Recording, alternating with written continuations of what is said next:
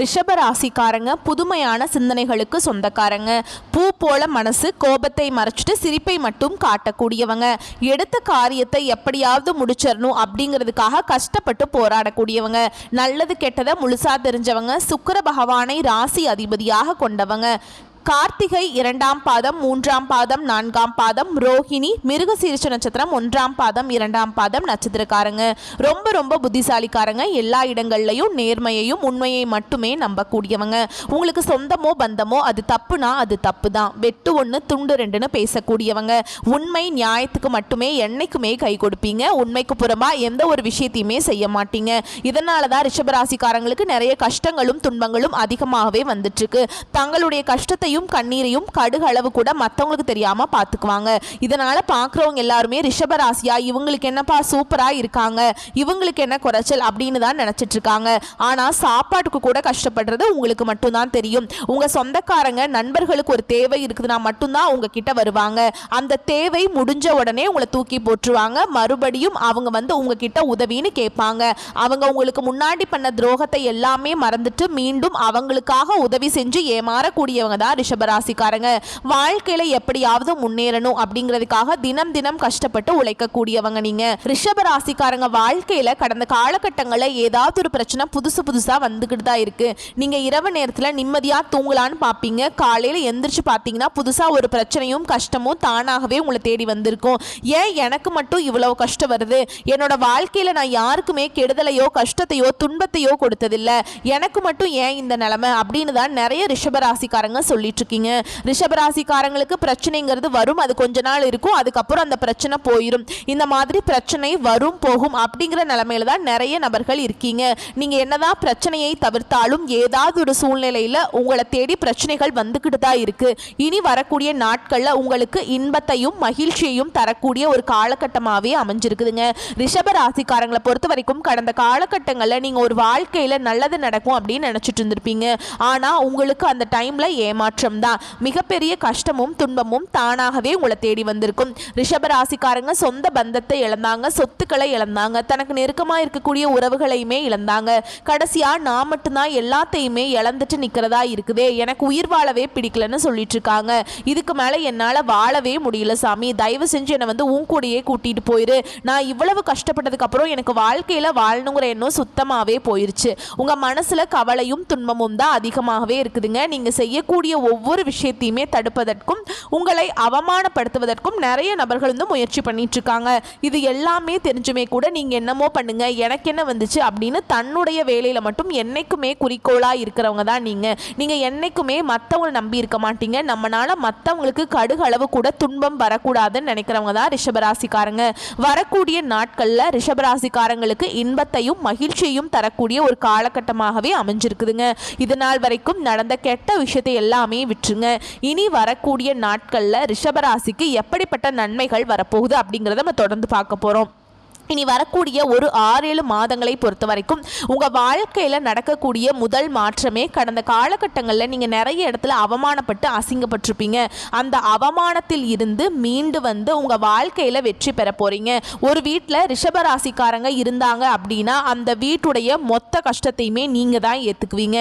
இனிமேல் ரிஷபராசிக்காரங்களை எதிர்த்தவங்களுக்கு இனி அழிவு காலம்தான். இனி வரக்கூடிய நாட்களில் இருந்து உங்களுடைய தலைவிதி அப்படிங்கிறது முழுவதுமாகவே மாறப்போகுது. அதாவது பார்த்தீங்கன்னா இந்த 2025 6 மாதம் அப்படிங்கிறது நிறைய கஷ்ட துன்பங்களோடு சந்திச்சுதுங்க. இந்த 6 மாதங்கள் அப்படிங்கிறது முழுவதுமாகவே முடிஞ்சு இப்போ 7வது மாதத்தில் நம்ம அடியெடுத்து வச்சிருக்கோம் அப்படிதானுங்க. இனி வரக்கூடிய ஒரு 6-7 மாதங்கள் அப்படிங்கிறது ரிஷபராசிக்கு எப்படிப்பட்ட மாற்றங்கள் வரப்போகுது அப்படிங்கிறத நம்ம பார்க்க போகிறோம். அதாவது பார்த்தீங்கன்னா கடந்த காலகட்டங்களில் கடன் பிரச்சனைக்குள்ள உள்ளாகி இருப்பீங்க. இனி வரக்கூடிய நாட்களில் நல்ல ஒரு பொருளாதார முன்னேற்றம் இருக்கிறதுனால அனைத்து விதமான கடனையுமே இந்த 2025 முடியறதுக்குள்ளேயே கட்டி முடிக்க போறீங்க. ஏன்னா உங்களுக்கு பார்த்தீங்கன்னா குரு பயிற்சி பார்த்தீங்கன்னா மே 14ஆம் தேதி ஸ்டார்ட் ஆச்சுங்க. ஆனால் ஸ்டார்ட் ஆகியுமே அதனுடைய பலன்கள் ரிஷபராசிக்கு முழுமையாக கிடைக்காம இருந்தது. இனி வரக்கூடிய நாட்களில் அதனுடைய பலன்கள் அப்படிங்கிறது முழுமையாக கிடைக்க போகுது. அது மட்டும் இல்லாமல் உங்களுக்கு இந்த சுக்கிர பயிற்சியானது ஸ்டார்ட் ஆயிடுச்சு. இதன் மூலமாகவும் நல்ல ஒரு பொருளாதார முன்னேற்றம் அப்படிங்கிறது வரக்கூடிய நாட்களில் இருந்து ரிஷபராசிக்காரங்க வாழ்க்கையில் நடக்கிறதுனால நல்ல ஒரு முன்னேற்றத்தை வரக்கூடிய நாட்களில் ரிஷபராசிக்காரங்க பார்க்க பார்க்க போறீங்க. கடந்த காலகட்டங்களில் நல்ல ஒரு வேலைங்கிறது ரிஷபராசிக்காரங்களுக்கு கிடைச்சிருக்காது. ஏதோ ஒரு கிடைக்கிற வேலைக்கு 10,000 சம்பளத்துக்கோ 15,000 சம்பளத்துக்கோ போயிட்டு இருந்திருப்பீங்க. நீங்க படிச்ச படிப்புங்கிறது வேறையா இருக்கும். ஆனா நீங்க இப்ப செய்யக்கூடிய வேலைங்கிறது சம்பந்தமே இல்லாத வேலையா இருக்கும். இனி வரக்கூடிய நாட்கள்ல உங்க தகுதிக்கேற்ற நல்ல ஒரு வேலை அப்படிங்கிறது நிச்சயமா கிடைக்க போகுது. அதை நீங்க ஒரு அரசாங்க வேலைக்கு ட்ரை பண்ணாலும் சரி, இல்ல ஒரு ஐடி ஜாபோ, பிரைவேட் ஜாபோ, பேங்க் ஜாபோ, நீங்க எந்த வேலைக்கு ட்ரை பண்ணாலும் சரி, அந்த ஜாப் அப்படிங்கிறது உங்களுக்கு நிச்சயமா கிடைக்க போகுதுங்க. கோர்ட்டு கேஸுன்னு ரொம்ப நாட்களாக அலைஞ்சிட்டு இருக்க நபர்களுக்கு விரைவில் உங்களுக்கு சாதகமாகவே தீர்ப்பு வரும். சொத்து பிரச்சனை உங்களுக்கு சாதகமாகவே முடியும். சனி பகவானுடைய பார்வை உங்களுக்கு நேரடியாகவே இருக்குது. இதன் மூலம் வருமானம் அப்படிங்கிறது பல வழிகளில் வரும். தொழிலில் லாபம் சற்று அதிகமாகவே கிடைக்கும். அரசியல்வாதிகளை பொறுத்த வரைக்கும் புதிய பொறுப்புகள், புதிய பதவிகள் எல்லாமே தானாகவே உங்களை சேருங்க. ராகுவால உங்களுடைய செல்வாக்கு உயரும். உடல் ஆரோக்கியம் மேம்படும். சங்கடங்கள் நீங்கும். மறைமுகமாக உங்க தொழில் வாழ்க்கையிலும் சரி, இல்லற வாழ்க்கையிலும் சரி, நிறைய நபர்கள் தொல்லை கொடுத்திருப்பாங்க. இனி அவர்களுடைய தொந்தரவுங்கிறது முழுவதுமாகவே இருக்காது. நீங்களும் ஒரு கம்பெனியில கடந்த காலகட்டங்களில் இரவு பகல் பார்க்காம உழைச்சிட்டு இருந்திருப்பீங்க. உங்களுடைய சொந்த கம்பெனியா நினைச்சு வேலை செஞ்சிருப்பீங்க. ஆனா உங்களுக்கு சரியான ஒரு அங்கீகாரம் அப்படிங்கிறது நீங்க வேலை செய்த இடங்கள் மூலமாக இன்னைக்கு வரைக்குமே கிடைச்சிருக்காது. உங்களுக்கு அப்புறம் வேலைக்கு சேர்ந்திருப்பாங்க. அவங்களுக்கு நிறைய சலுகை எல்லாமே கிடைக்கும் போது அதை பார்த்து ரொம்பவே மனவேதனை பட்டிருப்பீங்க. இனி வரக்கூடிய நாட்கள்ல உங்களுக்கு சம்பள உயர்வு, பதவி உயர்வு, உங்களுக்கு மேல் இருக்கக்கூடிய அதிகாரிகளுடைய ஆதரவு முதற்கொண்டு உங்களுக்கு விரைவில் கிடைக்க போகுது. இனி உங்க வார்த்தைக்கு மதிப்பு, மரியாதை கிடைக்கும். அந்த எதிர்பார்த்த உயர்வுக்கு போக போறீங்க. இனி நினைச்சது எல்லாமே நடக்கும். தொழில வியாபார தடைகள் அனைத்தும் விலகும். லாபம் அதிகமாகவே கிடைக்கும். முன்னேற்றம் உண்டாகுங்க. வரவேண்டிய பணம் விரைவில் கைக்கு சேரும். குடும்பத்தில் நெருக்கடிகள் விலகும். செல்வாக்கு, அந்தஸ்து உயரும். வெளிநாட்டு முயற்சிகள் வெற்றியை தரும். தெய்வ சிந்தனை அதிகமாகும். பெரியோர்களுடைய உதவிகள் கிடைக்கும். உறவில் இருந்த சண்டை சச்சரவு முழுவதுமாகவே விலகும். புதிய நண்பர்கள் உதவி செய்வாங்க. தொழிலில் ஏற்பட்ட நெருக்கடிகள் நீங்கும். முடங்கி கிடந்த நிறுவனங்கள் மீண்டும் இயங்கும். வியாபாரத்தில் எதிர்பார்த்த லாபம் கிடைக்கும். புதிய தொழில் தொடங்கக்கூடிய முயற்சிகள் கண்டிப்பாக உங்களுக்கு வெற்றியை தரும். தொழிலில் இருந்த தடைகள் விலகுவது மட்டும் இல்லாமல் சிலர் புதிதாக தொழில் தொடங்குவீங்க.